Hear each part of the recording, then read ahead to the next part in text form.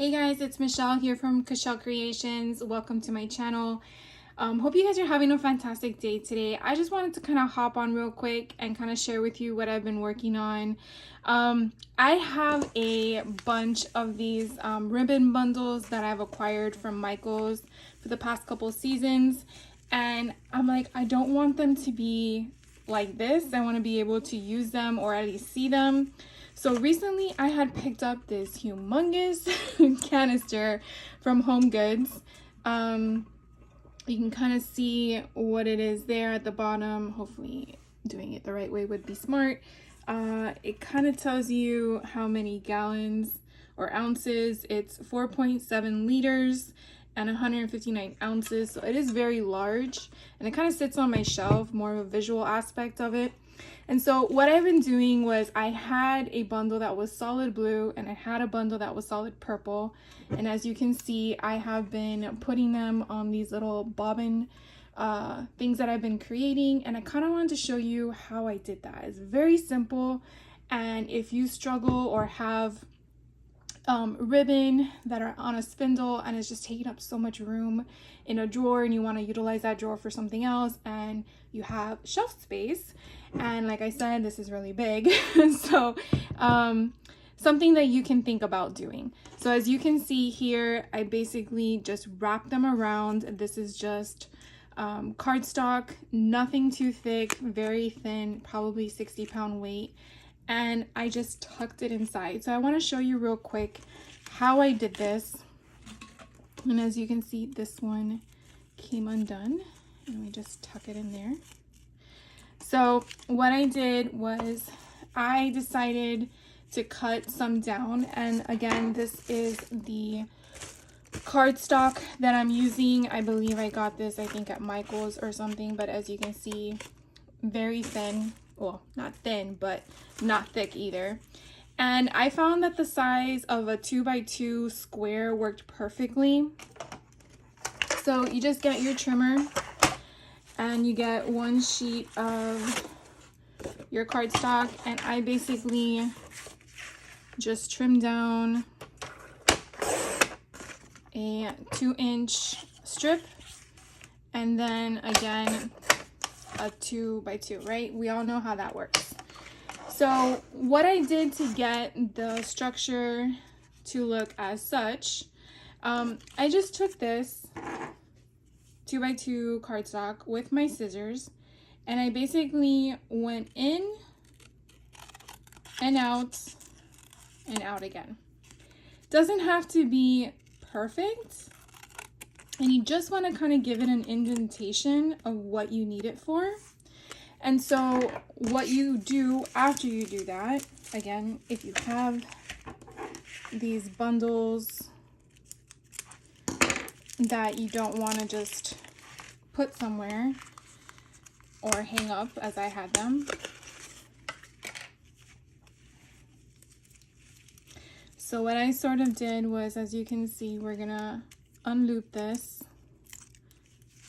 And this you can definitely save for another project, right? Or something else.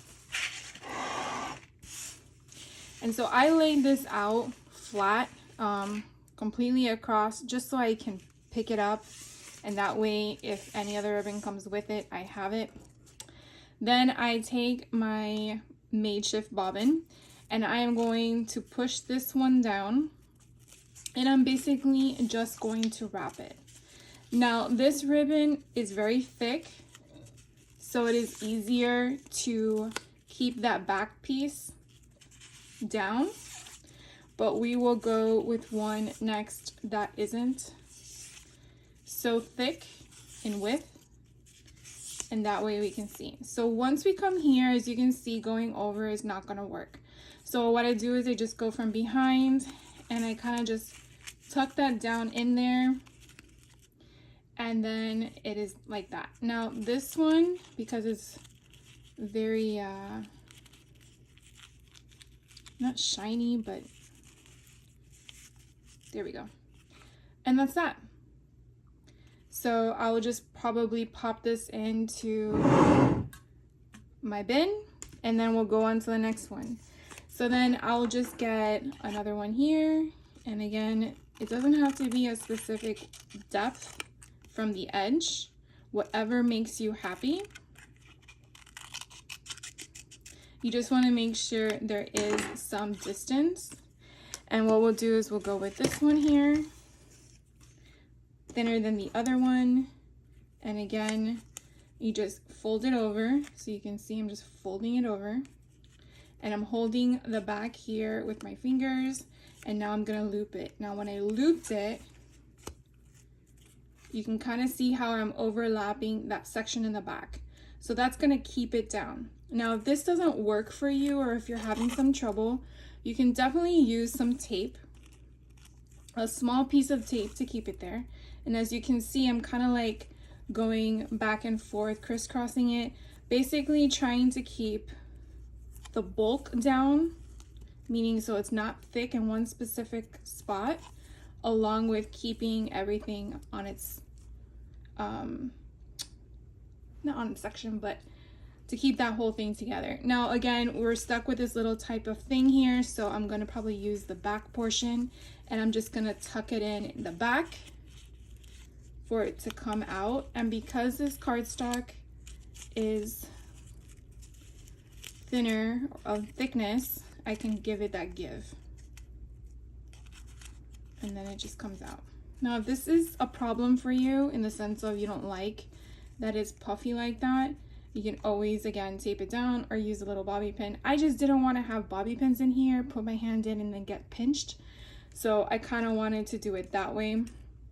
So I found this very therapeutic when I'm watching TV and just go through my bundles that I have, because I have about 5 of them. They each are different. I can tell you that the blue and purple ones I've already put in here were 50 of each color. And then this bundle right here is only of 30. But I will tell you that, okay, yeah, we do have doubles. There are sometimes where you have doubles of the same color. Like, for example, these two are the same color and design structure. And so, oh no, they're not. Lying. Okay, so this one and this one here, my bad. So these two are the same. You have a choice to either see if you're able to put both on one bobbin creation, the 2x2 that you created, or you're gonna put one on each one. I say that because, as you saw earlier in the blue one, these were very thin, and I felt there was really no need to waste another bobbin for the same exact ribbon. So I decided, because they were thin enough, I was able to put it 2 on one of them. And as you can see, the thickness is not that great. But then when you have a type of ribbon, or I don't even know if it's ribbon because it's more of like a shoelace texture. This is only one strand, and you can see how thick it became. So that's why it's on its own. The same thing here.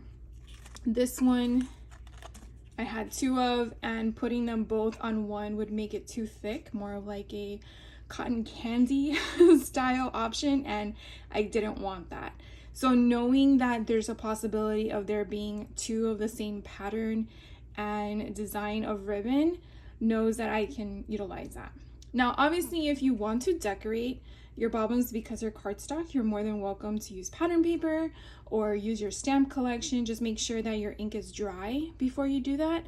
I pretty much am probably going to just toss these after I'm done using the ribbon, but I definitely wanted to give myself some options. Now, for right now, like I stated, there's about 100 ribbons in here. Some are 2 on one, some are only 1 on the bobbin, but as you can see, probably 3/4 of the way fit that many in this kind of container. So if you don't have a lot and you want to just utilize a smaller container, I do have one that I purchased